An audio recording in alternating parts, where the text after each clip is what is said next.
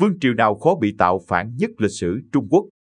Nếu không bị thế lực bên ngoài tiêu diệt, có lẽ vương triều này đã tồn tại lâu dài hơn nhờ chính sách đối nội cực mạnh mẽ. Vào thời phong kiến, hoàng đế là sự tồn tại tối cao có quyền sinh sát, làm chủ thiên hạ dưới chân mình. Vì sở hữu quyền lực to lớn nhất, nên hầu như ai cũng muốn làm hoàng đế, đặc biệt là những người vốn đã sở hữu một số quyền lực cơ bản trong triều đình. Song đương nhiên, không phải cứ muốn là được.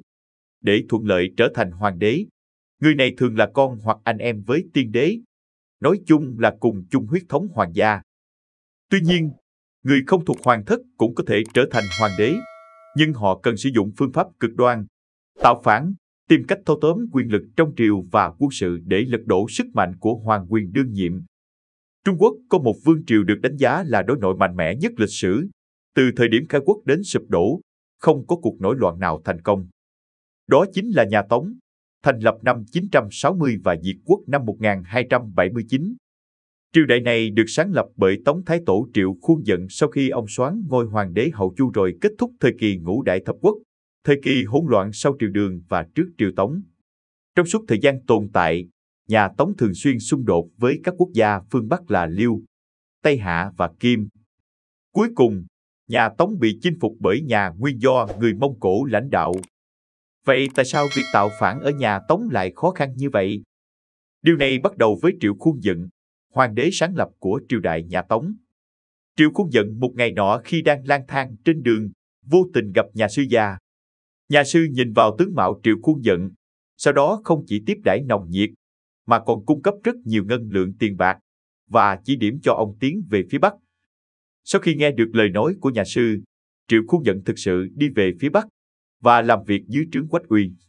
Quách Uy sau đó trở thành hoàng đế, chính là hậu Chu Thái Tổ, là một trong những vị hoàng đế thời ngũ đại thập quốc trong lịch sử Trung Quốc.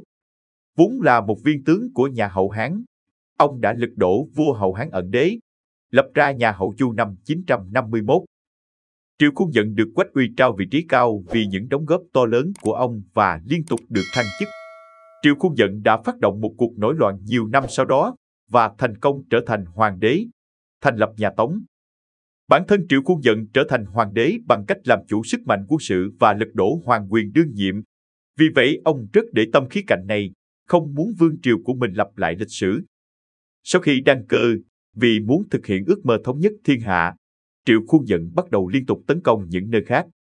Sau đó, cải cách bắt đầu trên 3 mặt trận: thu binh, giảm quyền lực và kiểm soát tiền bạc, và đưa đất nước phát triển dưới sự cai trị của ông. Có thể là do con đường trở thành hoàng đế, cho nên Triệu Khuôn Dận rất coi trọng binh quyền.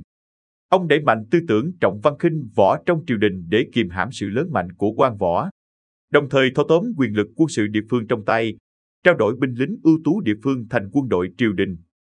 Tình hình độc tài chuyên quyền của các tướng lĩnh quân đội trong triều đại nhà Đường trước đó đã được giải quyết triệt để. Sau khi Triệu Khuôn Dận qua đời, các hoàng đế sau tiếp tục sử dụng phương pháp này để cai trị đất nước. Cũng nhờ vậy mà nhà Tống hiếm khi xảy ra các cuộc tạo phản bởi tướng lĩnh. Mặc dù các tướng lĩnh cấp cao thiện chiến có thể cạnh tranh với cấm quân triều đình, nhưng họ không có thực quyền. Còn về các cuộc khởi nghĩa của bách tính thường dân, căn bản không thể đấu lại quân đội triều đình. Có thể nói rằng triều đại nhà Tống có rất ít rắc rối trong nội bộ, mà 2 lần sụp đổ của Bắc Tống và Nam Tống đều là do ngoại lực bên ngoài. Nhà Tống được cho là triều đại phong kiến khó bị tạo phản thành công nhất, song lại có tỷ lệ tạo phản cao vào thời điểm đó. Nhưng các cuộc nổi loạn nội bộ đã không thành công cho đến khi nhà Tống sụp đổ. Mạnh trong nhưng yếu ngoài, khi gặp phải kẻ thù khác, thái độ của triều đình nhà Tống lại kém cứng rắn hơn nhiều so với cuộc nổi dậy trong nước. Tiêu biểu chính là sự kiện Tĩnh Khang, còn gọi loạn Tĩnh Khang, là một biến cố lớn trong lịch sử Trung Quốc xảy ra vào năm 1127, đánh dấu sự diệt vong của vương triều Bắc Tống dưới tay nhà Kim. Đến năm 1279, Nam Tống một lần nữa bị diệt vong bởi người Mông Cổ của nhà Nguyên. Video chúng tôi đến đây là kết thúc.